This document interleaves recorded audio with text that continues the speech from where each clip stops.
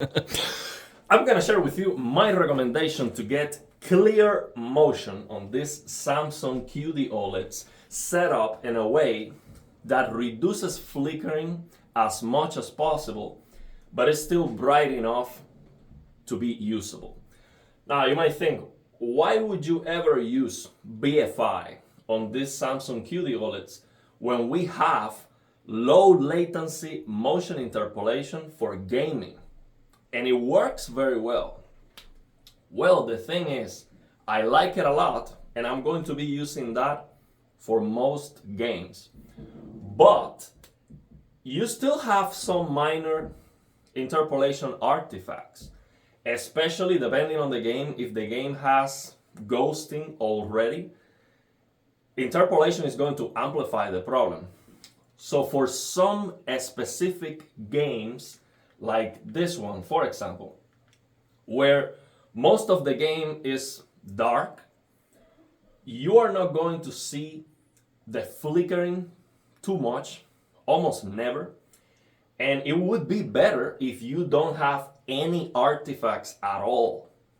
And that would be a reason to use BFI and Clear Motion. Now the thing is, you still want to find the optimal settings to reduce flickering as much as possible for when the game actually becomes bright, and to get enough visibility near black so you're not crushing details and you can actually see well. Okay? Now for these recommendations, I'm not going to just tell you, hey, copy my settings and that's it. See, that's not really important at all. I am going to explain you why the settings I am using, so you can fine-tune them to your liking. That's way more important in my opinion. And I'm going to be using some test patterns that I'm going to share with you, link in the description of the video, so you can utilize the same criteria I did, which was basically reduce the ABL as much as possible. And the reason is, it is reducing the flickering in my perception. So what I did was to compare the flickering of my LG C1 with BFI and the Samsung S95C. And I was able to reduce the flickering on the S95C to a point where I got used to it, and side by side, the C1 at 60 was flickering more. So the S95C was looking like sample and hold, no flickering at all. And when I looked down to my C1, I was noticing the flickering.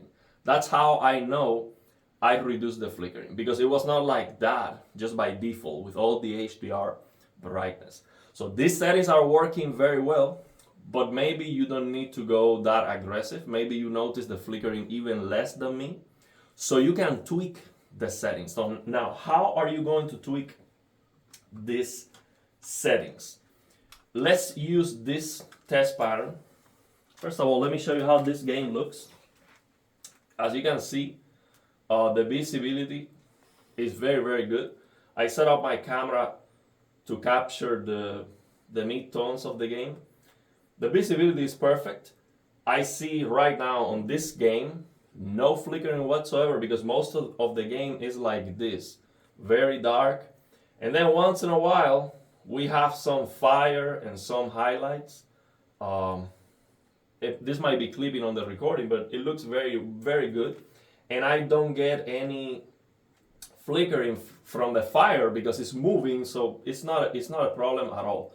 The flickering might be bothersome for games that are bright all the time, but for a game like this, I would definitely use Clear Motion. Also because this game is very demanding. If I could just get 144 frames, no problem, but this game is crazy demanding, way too much. So it is much better for me to lock the game to 60, get a much more consistent frame rate and experience, and then just double the motion clarity with Clear Motion, and the input lag is good enough. It's not stellar, but it's 60 FPS, a little bit more. Not a problem to play this game. This is like a Souls-like game. Very nice. I like this game. It's not perfect, but I really like it. So let me share with you the test patterns that I'm talking about and how are we going to be using them. See, this folder that I'm going to share with you, I got it from AVS forums, and it is absolutely amazing. We have a bunch of test patterns here that we can use. But the main test pattern, two main test patterns we're going to use to set up these settings. This one, which is an ABL test. So what this test pattern does is you have here 1000 nits, and you're going to be focusing on this part right here. So the window size that is flashing is going to increase every time. And what you have to do is you have to block the light from your eyes, block this with your arms, and focus here. So when you focus it here, if you don't see that flashing, it means that you're not hitting ABL yet. Okay? So with the settings that I'm currently using right now, this is not flashing at all. So I am not hitting ABL yet. And even at 79%, well, now it's 89. Let's go back to 79. So it's 59 right now. It is not flashing, so it is not dimming, basically. 79% is not dimming at all. Now we go to 79. It is not dimming at all. Okay, 79%. Now at 89%, it is dimming. So what that means is that we can get all the same consistent brightness up to 79%, up to 80%. So that's awesome. That's going to give you a very consistent picture quality. You will never feel like that ABL. And it seems like that is reducing the flickering perception to me. Of course, you're getting less brightness, and less brightness is going to reduce that flickering perception, because I'm just saying that with games that are not bright all the time, that they are dark or horror games, flickering is not an issue at all. So of course I am getting the effect of less brightness, less flickering, but I believe that reducing ABL is definitely helping with the flickering. So you are going to use this test pattern to tweak the contrast. So I'm going to show you that now. Let me show you the TV settings and also the other test pattern we're going to be using. On this folder that says white and color clipping, we're going to be using this test pattern, 700 to 10,000 nits, where we see all these colors flashing. So let me show you the settings. Let me show you the settings on the TV. And let me explain you why. This is the important part. So the first thing that I'm going to do is I'm going to turn off peak brightness. Okay? So I come here and turn off peak brightness. So when you do that, you are going to change the clipping point. And you can test that using the test pattern. So for example, if I have it off right now on this test pattern, let's see where it is clipping.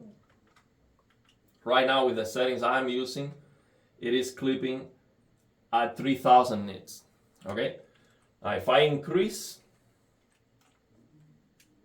this peak brightness, let's see how that changed. Now I also changed the contrast, and I'm going to explain you why. So if I turn this peak brightness back to high, you see that now the clipping point goes way beyond those 3000 nits. It's not even clipping at 8500 at all because of the contrast settings that I'm using. And also I changed things on the service menu too, which I'm going to share with you on the next video.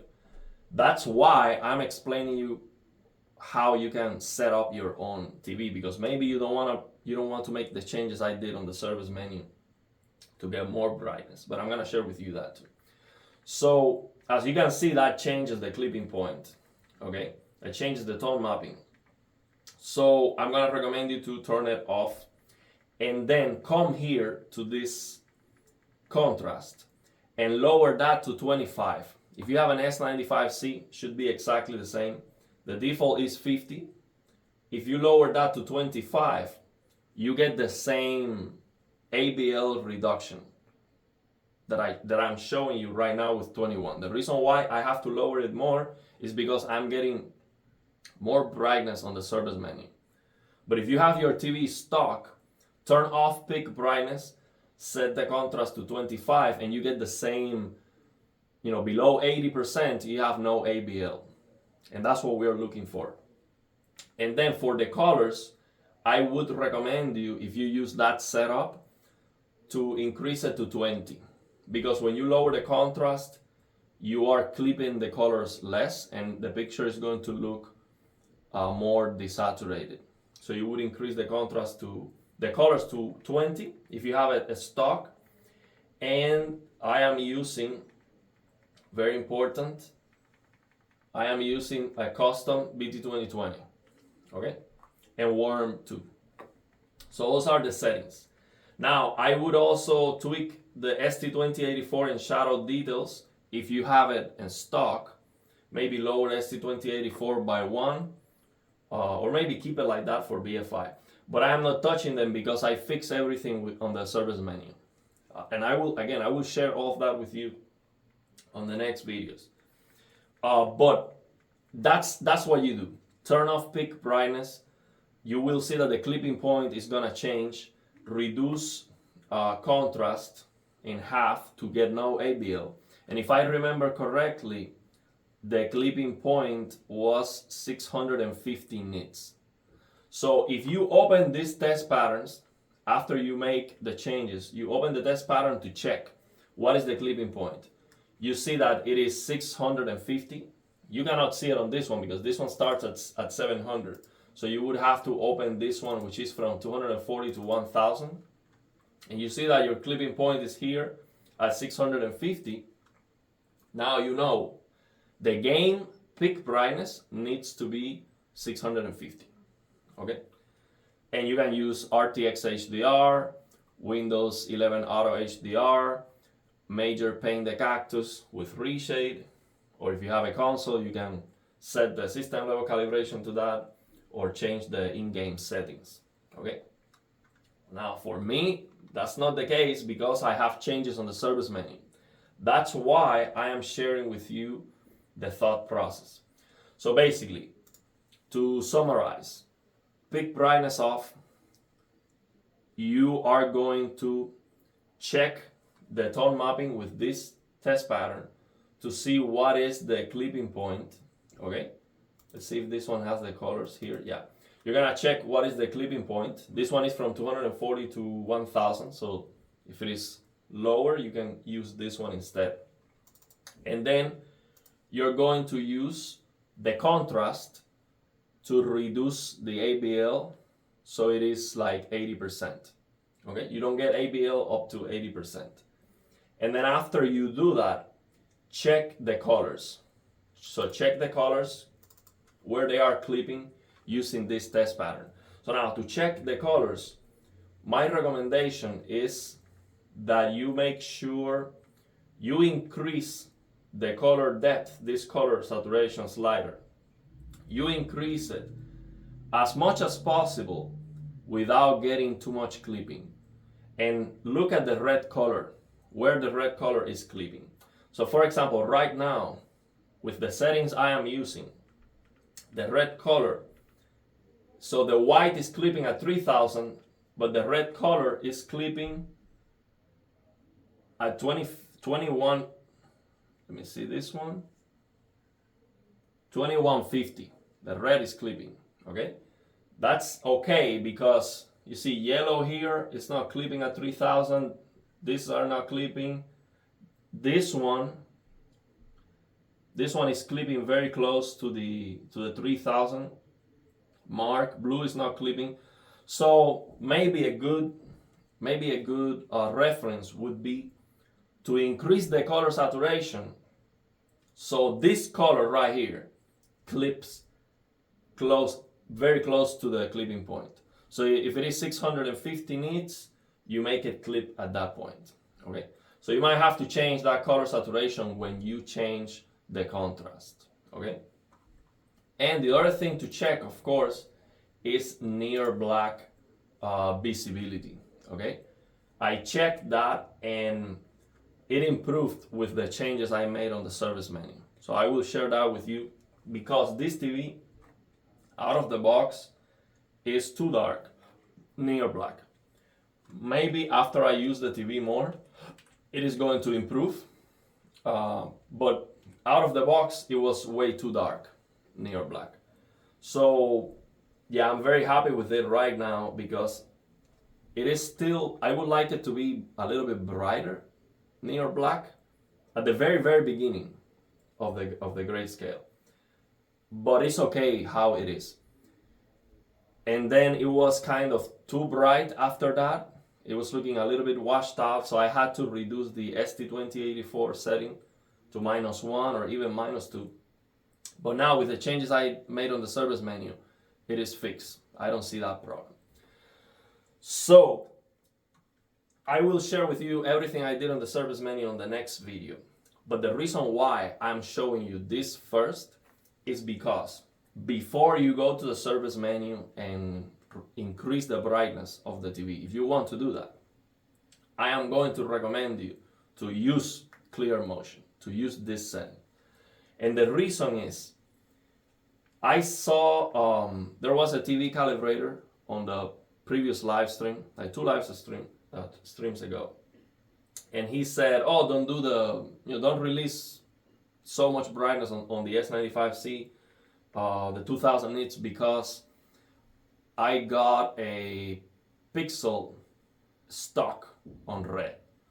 So it seems like one pixel it was too much, 2000 nits, like it's a collapse." And I'm like, okay, interesting. Of course, that can happen to you. That's why you do it at your own risk. So I did it myself. I don't see any issues. I've tested this under a microscope, every single pixel using full screen colors. I see no issues so far. But I was thinking, okay, how can we reduce the likelihood of that happening? If you follow me on the next video and do the 2000 nits mod, I believe that we have a chance to reduce that from happening using this Clear Motion first. So before releasing all the brightness, I'm going to recommend you to use this Clear Motion. So, and the reason is, on my LG C1, I realized that BFI is reducing image retention, because when I increase the low point of the 2-point calibration to +5 RGB, I noticed without BFI, I was getting image retention. Every time I had something on screen and it was going away with a completely black background, I still was able to see the shadow of that object, especially if it was very bright. And the image retention was lasting enough, so I was able to see it. But as soon as I turned on BFI on my C1, it was clearing that away immediately, to a point where I couldn't see image retention at all. It was so much more cleaner. So I believe, and I have that as an evidence to believe that if we use this Clear Motion, at least the first time that we push all the brightness from the TV, we are reducing the likelihood of one pixel getting stuck, because the pixels are gonna be flickering. Okay, so it's gonna be like full brightness, but then turn it off. See, so it doesn't get petrified. So I am going to recommend you to use this for the next video. And then what we're gonna do is we're gonna change, if you wanna follow me, okay, again, this is at your own risk. I did it myself and I think it's worth trying. But it's up to you. So what we're gonna do is we're gonna use this, get all the brightness on the service menu, and then use the TV with this setting, and then slowly increasing the brightness as it warms up. We're gonna be, just playing games and increasing the brightness a little bit more and a little bit more after we have it at full blast. So when you have clear motion, you're cutting the brightness in half, the brightness that you can see. But actually the TV is pushing all the brightness, but it's turning off. And the reason why it looks darker is because what we are going to see and perceive is the average brightness in time. That's what's happening. But actually the TV is pushing all the brightness already. We don't see the full brightness because it is half of the time the frame is visible and half of the time the frame is off. So based on the Theobald-Plateau's law, we see the average brightness in time. But the TV is already maxed out, is my point, and it is turning on and off. So I think that is a smart strategy to be as safe as possible when releasing all the brightness from the TV. So I did it myself, it worked. I have no stock pixels right now. I keep checking. Everything is good. So yeah, also download these test patterns anyway so you can just understand better what's going on with the tone mapping of this TV or really any TV. These test patterns are going to help you to change the settings to the way you like it. Because a lot of people want to have more color saturation and they want to change the TV settings too much, increase it too much, and then you're clipping the colors too much. My recommendation is change the content, not the TV settings. You want the TV on HDR to be as accurate as possible, okay? If the TV is as accurate as possible on HDR, then if you want more colors, you change the content. You increase it, the color saturation with reshade or with in-game settings.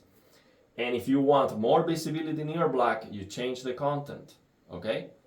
So never mess up the TV so you can get more colors. Just change the content. Of course, if you're playing on a console, that might be more, sometimes it might not be possible. It's okay if you want to just stop the colors. But that's my recommendation. Use the test patterns, make it as accurate as possible, make it to look as correct as possible, and then you messed up the content if you want. That's my recommendation. So for me, TV calibration is not to get the creator's intent, okay? And that's the goal. That's absolutely the goal of calibrating your TV is to get the creator's intent. But the thing is, with gaming, I don't like the creator's intent. This game looks kind of washed out. But the game creators, they give you, most of the time, they give you an option so you can correct that a little bit. So for example, here we have, let me see if we have a slider in the regular menu. We have a gamma slider here, or a brightness slider. Let's see. Oh yeah, here it is, brightness, right here. So I reduced this from the default 50 to 45. Is that the creator's intent? I don't care. They are giving me the slider and I think it looks better when I reduce that. It's just way too bright by default. It looks kind of washed out. So I am going to change most of the games unless they look flawless out of the box. So I want my TV to be as good as possible when it comes to HDR accuracy, because if I want more colors, I just change the content. You see these color clipping patterns. Let me show you why so you understand this. Look, the TV is not going to get more red than this. Okay, this is it. It doesn't matter if you increase the color slider. This is maxed out. So if you keep increasing the color slider, what happens is that you get this max out red way before you're supposed to get that red. So if the game has different shades of red from here to here, you're missing that out. And all those reds look exactly the same. They look as saturated as possible. You don't want that, okay? What you want is if the game colors are all SDR, you have no HDR colors and you're not seeing these reds, you can try to push the color saturation on the game using Reshape or RTX HDR, which also has a saturation slider, or even Auto HDR also has a saturation slider. That would be my recommendation. But to clip all the colors on the TV so you're changing the content like that's not the best way, in my opinion. So yeah, that's my recommendation. So let me know your thoughts and opinions, and if you have any questions.